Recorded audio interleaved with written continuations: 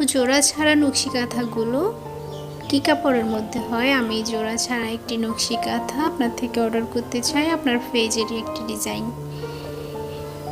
এরকমই একটি কথা বলে আপু এই নকশি কাঁথাটি অর্ডার করেছে আমার থেকে। হ্যালো এভরিওয়ান, আসসালামু আলাইকুম।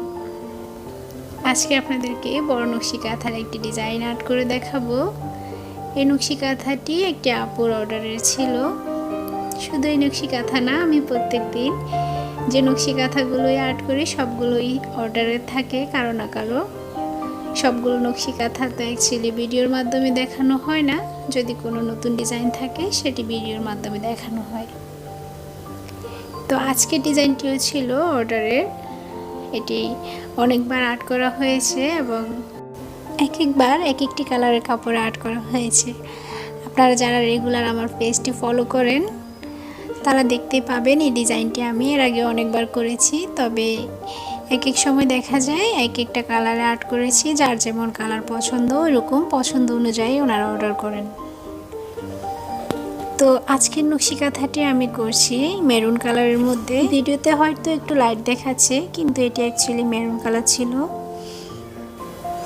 আজকের ডিজাইনটি আমি করছি টুইল কটনের মধ্যে। এই নকশি কাঁথার মধ্যে কোনো রকম জোড়া থাকবে না।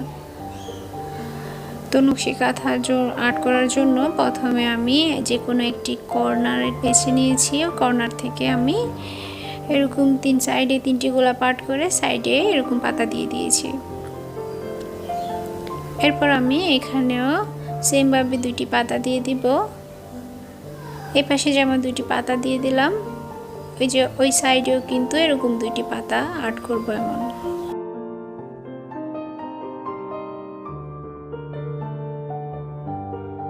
ডিজাইনটি আমি কিভাবে করছি আপনারা দেখতেই থাকুন। আজকের ডিজাইনটি আমি করছি মেরুন কালারের মধ্যে। আপনারা যারা বাসায় মেরুন কালারের নকশি কাঁথা সেলাই করবেন তারা মেরুন কালারের মধ্যে সাদা, হলুদ, টিয়া কালার অথবা বাসন্তী কালার সুতা দিয়ে সেলাই করতে পারেন। আবার চাইলে আপনারা এরকম 3-4টি মাল্টি কালার দিয়েও নকশি কাঁথা সেলাই করতে পারেন।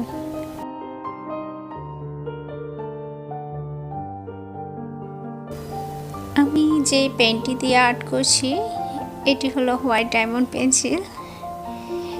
প্রায় সব ভিডিওতে আমি এই কলমটির ব্যাপারে বলে দিই, তাও আপনারা সবাই জিজ্ঞেস করেন যে এই কলমটির নাম কি।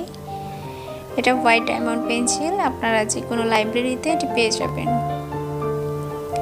এর এক্স্যাক্টলি প্রাইসটা আমি জানি না, কারণ আমি যখন নিই একসাথে অনেকগুলো বক্স নিয়ে নিই। তার জন্য কলমের পাশাপাশি আমি নকশি কাঁথা আর্ট করার জন্য অনেক জিনিস আরও যেগুলো প্রয়োজন হয় সবগুলো একসাথে নিই। তার জন্য আমি এই কলমটির এক্স্যাক্টলি প্রাইসটা আমি জানি না, তবে 15 থেকে 20 টাকার মধ্যে হবে, হয়তো এর বেশি হবে না। তো এই সাইডে আমি যে ডিজাইনটি করেছি এরকম নকশি কাঁথার 4টি কর্নারেও আমি সেমভাবে এই সেম ডিজাইনটি করছি। এই যে আমি আপনাদেরকে এখন দেখিয়ে দিচ্ছি। এক পাশে ভিডিওর মাধ্যমে যে ডিজাইনটি দেখালাম 4টা কর্নারে কিন্তু সেম ডিজাইনটি হবে, সেজন্য আমি বাকি 3 কর্নারের ডিজাইনটি ভিডিওর মাধ্যমে আর দেখালাম না, কারণ সবগুলো সাইডের ডিজাইনটি কিন্তু সেম থাকবে। এখন আমি এরকম 2টি সাইডের মাঝখানে করে লতার মতো করে একটি আর্ট করব। প্রথমে আমি স্কেলের সাহায্যে এখানে 3টি লাইন করে নিচ্ছি।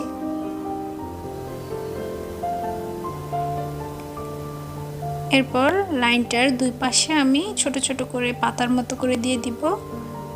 তো এটা একটা পাতা, লতা পাতা টাইপস হয়ে যাবে। 2টা কর্নারের ফুলের মাঝখানে একটি লতা পাতার মতো ডিজাইন হয়ে যাবে।